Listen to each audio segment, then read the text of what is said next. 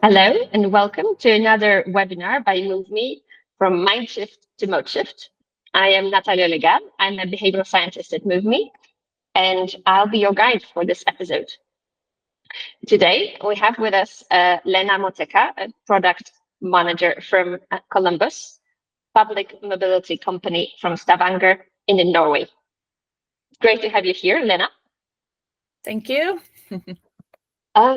Let's start with a question that we ask to all of the guests at every episode. Mindshift or Modeshift? What comes first, in your opinion? Well, it's a difficult question, and obviously both of them are connected. I personally believe that Mindshift needs to come first in order to be willing to give the Modeshift a chance at all. So the way we work, we try to approach participants and work with the Mindshift first, and then offer a different way of transportation in order for them to try it. So I think Mindshift. Okay, thank you. So you mentioned you work with participants, I know with employees and employers. So Kolumbus has this very unique initiative, actually multiple initiatives to get people to change their mobility behaviors. Can you tell us more about them? Yes, Kolumbus, as you mentioned, is a public mobility company, and we have a B2B concept, which we once in a while call B2B2C, because in the end of the day, we work with the employees in our member companies. So the concept in general, translated to English, it's called homework home, related to the work, the commute, the daily way from your home to your place of work and back, which is our main focus area. And of course, meetings and stuff happening during work. So the concept in general is aiming to reduce the amount of private cars in our region, as well as queues, noise, CO2 pollution, and as well the need for parking lots based on the amount of cars being used. And this is a regional goal, but it's also a national goal. So it's a piece of a big plan on reducing several things related to transportation and private cars. And within the concept in general, where every company in this region can pretty much become a member of, we have several products related to the commute to work. So one product is loaning a bike, an e-bike for 30 days. Another offer is to use our city bikes, which are actually electrical as well, very popular in the city. And if you're a member of the B2B concept, you can actually loan them for 60 minutes without any cost. So we have several products, and another main one is what we call the car-free project, which is more of a hands-on approach. So we work with the participants, as mentioned, on how to change the daily habits from using their car, leaving your house, not thinking about anything else, just walking to your car and driving to work. So the main goal is obviously to leave the house and at least decide, should I take the bike, should I take the bus or the car? And we're not saying that taking the car is forbidden or anything, but we need everybody to make an active choice here, to see the options and to then decide on what fits best that particular day. Yeah, thank you. That's I find it really interesting that you picked workplaces as your target, because they're really interesting from the behavior change point of view, because you have access to people, direct one, not through any kind of poster or advertising. There's people that those employees trust, that they will get their messaging from, and then you can really target them when they're doing their commute. Why did Columbus create this program? What made Columbus do that? Well, as most of the cities probably experience, the rush hours are the worst times in the city. So going to work and coming home from work is the time where you find queues and noise and on all the problems pretty much.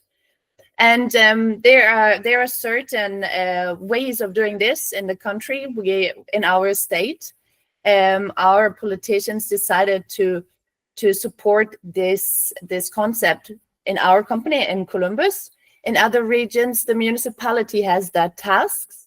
And in some areas, they even more or less copied the concept. They developed it a bit different, but it's all about being in contact with the companies and working on changing the habits of the employees, because rush hour is the time when we have the main problem. The rest of the day is pretty much okay.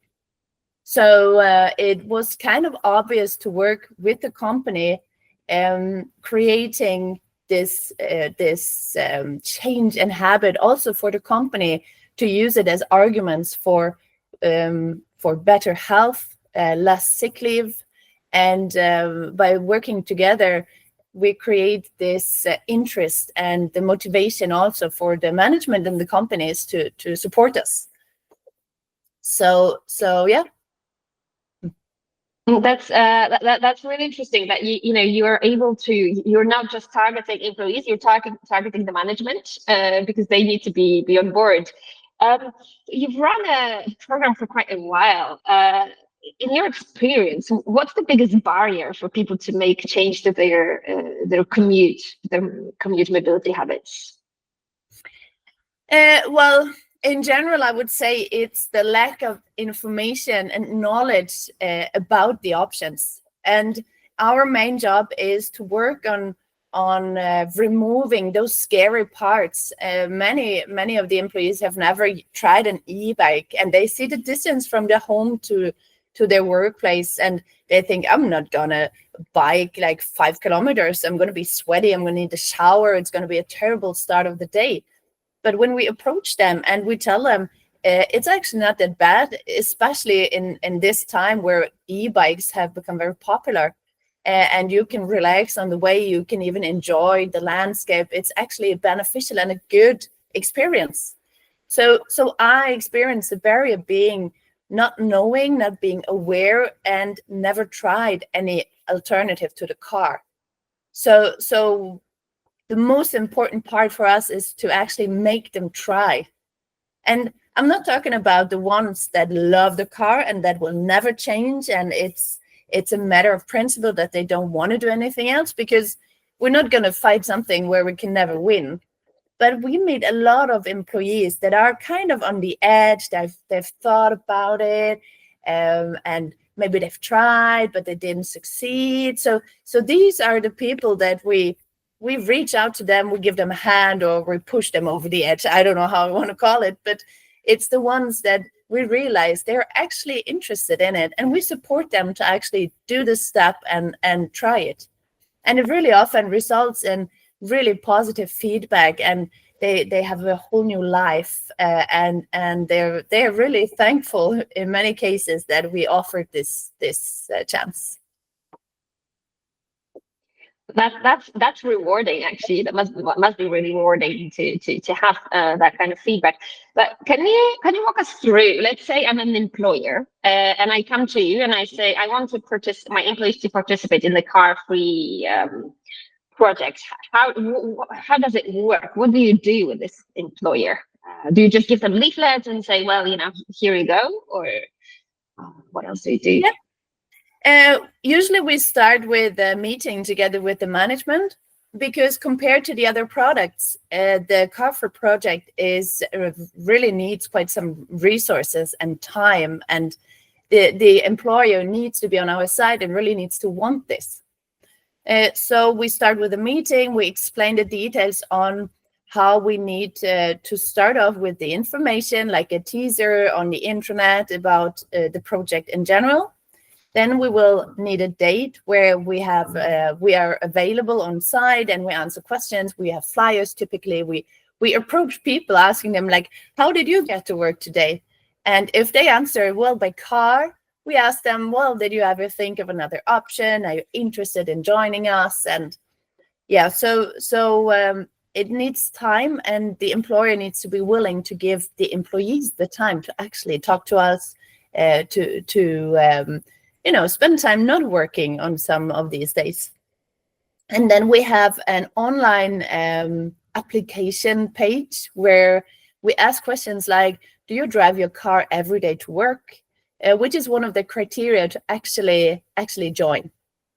It's very hard for us to find out who is actually driving a car, who is a cyclist. So that's where we use this application form to just ask straight away.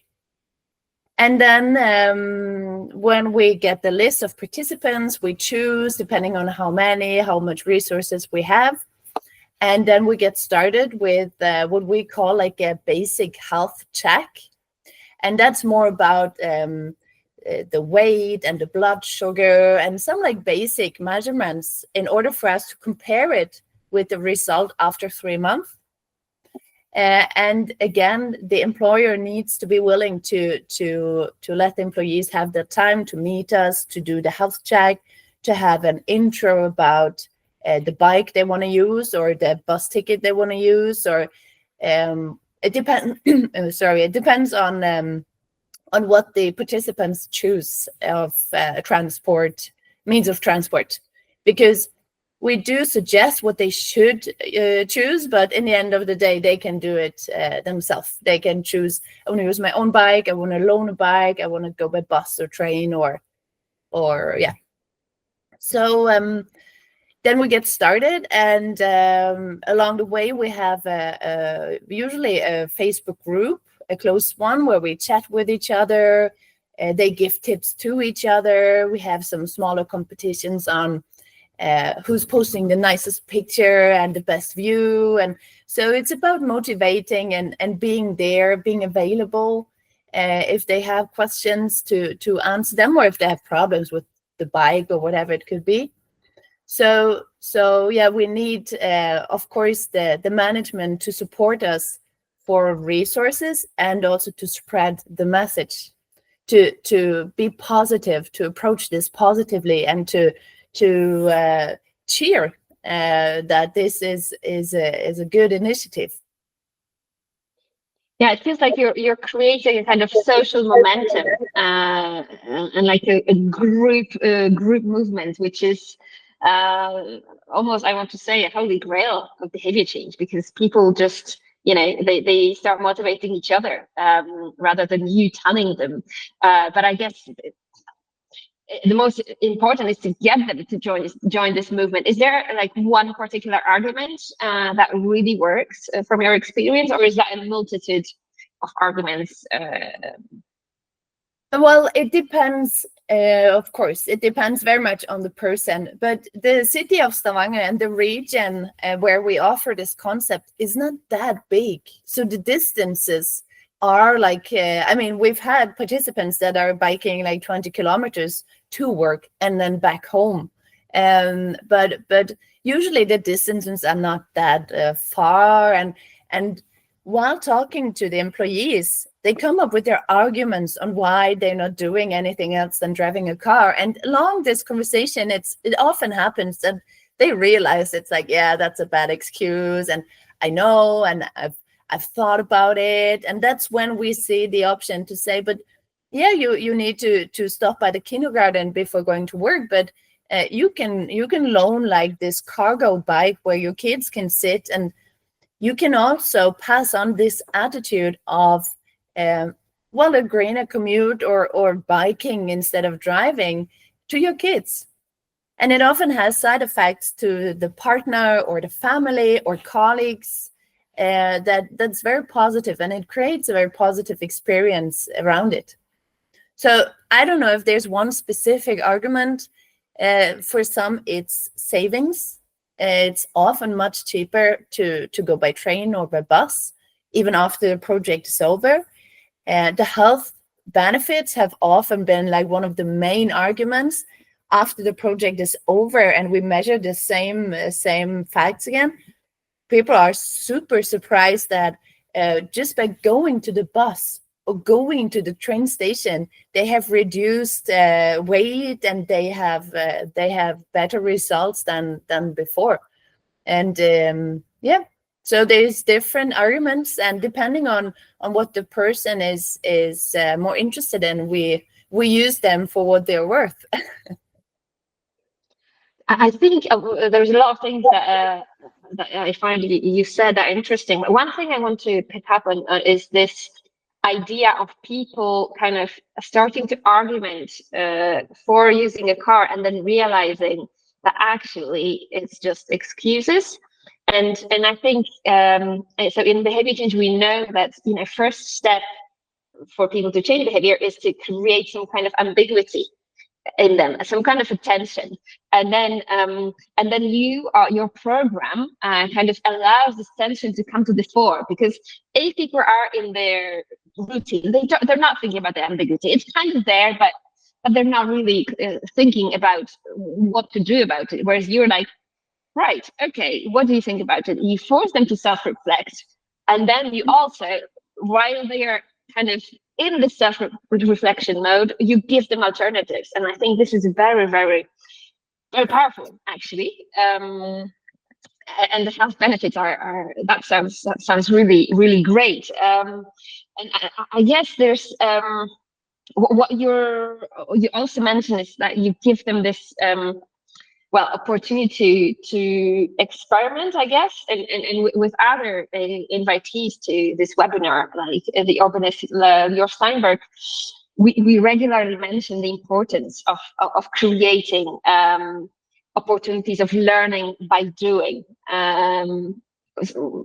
Was that intentional that you created it, or was it just by coincidence that the program evolved in this way? No, this was intentional, and I agree 100% that learning by doing is one of the best ways to actually convince people to change their habits, no matter what habit it is. In our case, it's means of transportation or commute to work, but telling people that, oh, you will feel so much better, and for your mental health and your physical condition, it's nothing compared to actually trying it out. And we have products like leasing an e-bike. So the employees are able to lease an e-bike over 3 years, and they have a contract with their employer, and the monthly payment is reduced from their salary. So what we do is, before we start the offer, we bring a bike and we show them which kind of bike they can lease, and they can try it out, and then they can go for a round. And it's about, as I mentioned, removing this scary aspect of not knowing how it is to bike, or not knowing how it is to take the bus. And if you try it yourself, you remove really big barriers for people that have never done it. So I totally believe that it's important, and in this hands-on project, it's intentional to push the participants to just do it themselves and then decide. And it's all based on trust. So we're not going to wait outside your house the next morning to check that you're actually biking and not taking the car. And we're all grown-up people. They're employees in big companies in the region. So it's an offer, and we reach out to them and we tell them we will help you through this. And most of them are really happy to do it. And after trying it for 3 months, many of them will never go back to 100% driving your car every single day. I think you touched on another thing that is making things easy, right?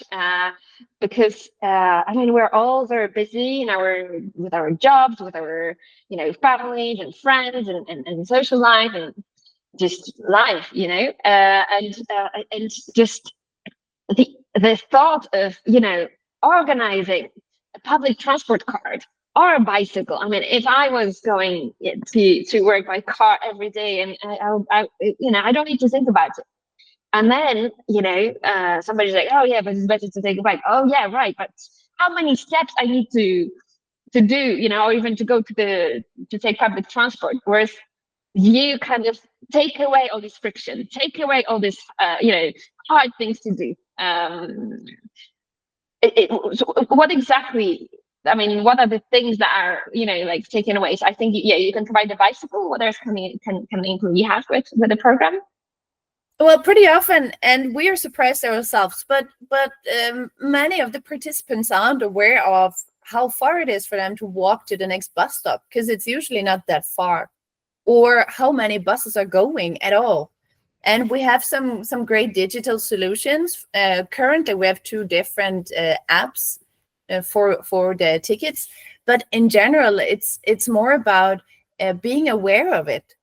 And then once they've taken the bus, and it might be busy in the morning, but still you can listen to some music, or you can even start answering emails. You can even start working on the bus if you want, or on the train.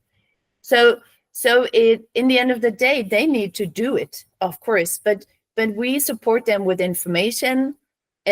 Sometimes they want, or they need someone to show them the way to bike.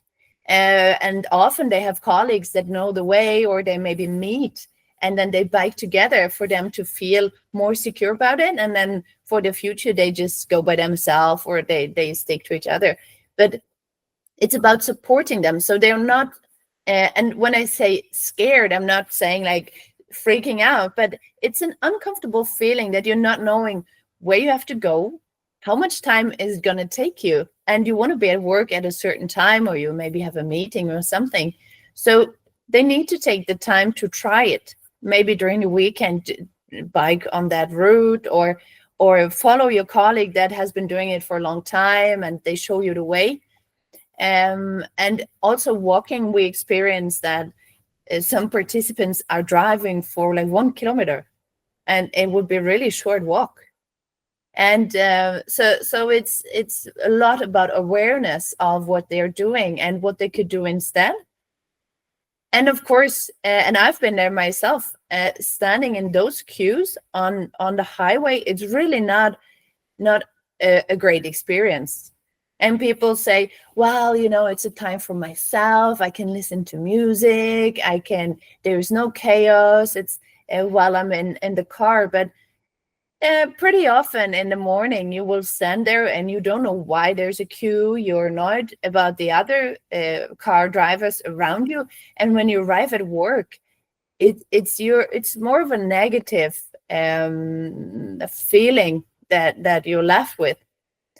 But when you bike, there's no one to stop you. There's no queue that will make you be late. You can decide when to go, where to go. And when you arrive, your body has been already active.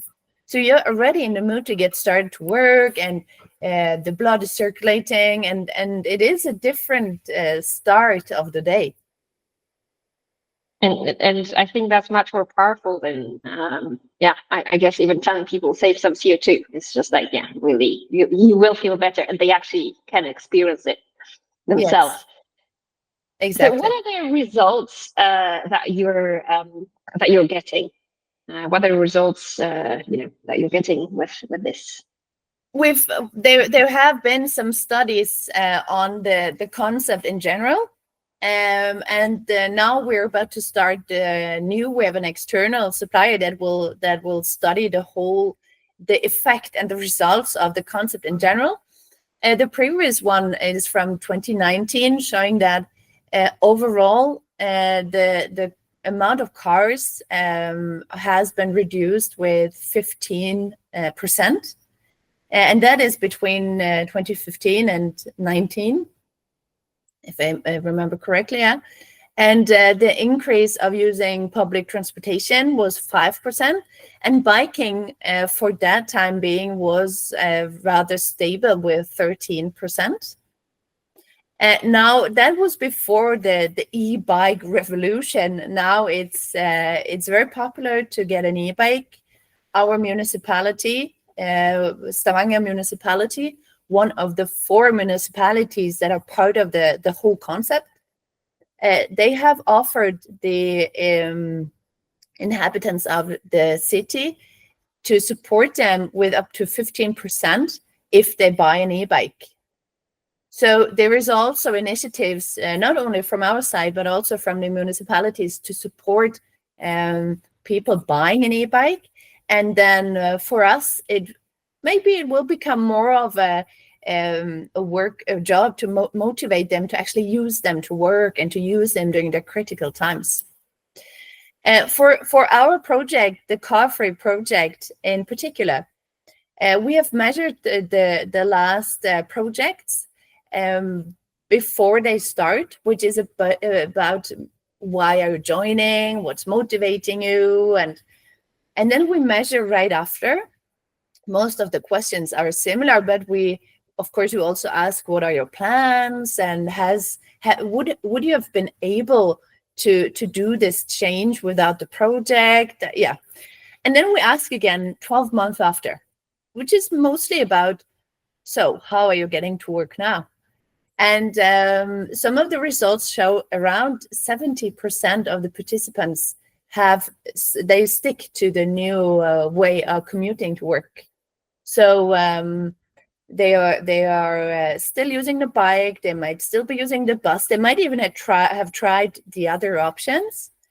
And we also see that in general, the level of activity increases also in private.